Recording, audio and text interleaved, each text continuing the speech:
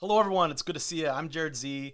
I've been a photographer for 18 years now. And one of the things that never seems to get too much easier is when I decide to go on a photo trip and what to pack. So I just decided the other day I was going to go to Western Nebraska for 2 or 3 days to fill my soul with dirt roads, which I love to do. And I started to gather my bags and gear, kind of trying to prepare what am I going to bring with me. So I initially had my Fuji X-T4, and then I put my Sony in there. I had a couple primes for my Sony, I had a couple zooms for my Fuji, and before you know it, I put my I put my bag on, and it was like 70 pounds. I was like, oh my god. So then I was like, oh, you know what? I'll split it in two bags. And then that was just even worse. Then I'm looking at all my options, and I'm going crazy in my mind. And I stopped myself, and I realized that I already have one camera and one lens that I could take with me to do almost anything I want, and that is the Fuji X100V. So I'm speaking from experience here. The X100V has been my go-to camera for years now. I've taken tens of thousands of photographs with it in a variety of situations. So I feel like I'm really qualified to make some advice like this.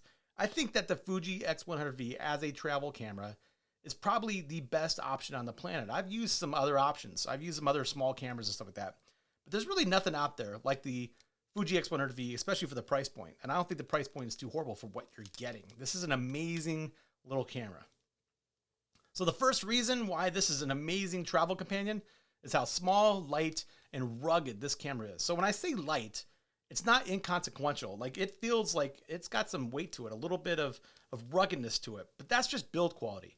And it feels fantastic in your hands. Now, I do have a thumb grip, and I have a hand grip that I bought because it feels better in my hands with that. My wife doesn't like it as much with this stuff, so it's up to the user. But I just think this is a camera that can take a beating too. I was out on my bike the other day, and I had this X100V around my neck, and I'm biking around, and it's banging the handlebars and everything. And I know I shouldn't do that. I should not be biking and letting my camera bang all over the place. I get it. But it survives a beating. It's really, really tough and rugged.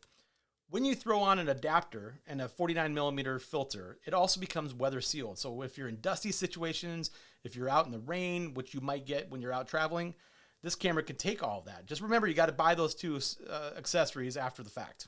Reason number two that this camera is so amazing for travel photography is its storytelling ability. So in stories, when I'm taking photos, I'm thinking about my art on a wall. And I usually like to think about going to a location, getting wide, medium, close, and extreme close. Think about movies. They set the scene, they get you in closer, they get you in even closer to tell you what's important. And you could do all of that with the X100V. The 35mm perspective is very versatile. So you can get fairly wide, but then the closer you get, all the way to extreme close, the camera performs equally well. So you can basically take any kind of storytelling image that you want with the X100V almost anywhere. So in my opinion, as a storytelling machine in one small package, it is unmatched. It is really, really fun to use and to be able to tell stories wherever you're at. Reason number three why this camera is such an amazing travel companion is the image quality.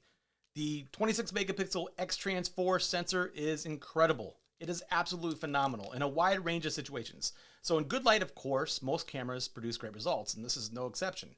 When you combine that with the ability of Fuji cameras to do some really cool JPEG recipes where you dial in some neat settings, holy cow, it's a lot of fun to use, and the image quality is just outstanding. And even in more difficult situations, higher ISOs, I think that the Fuji cameras get a bad rap. I have had really good luck getting great quality images, even at high ISOs, no matter where I'm at. So this is an example of a photo that I took just about 2 months ago. It was getting really, really dark, and I wanted to get a shot of one of the trips I was on of one of the girls shooting night photography for the first time.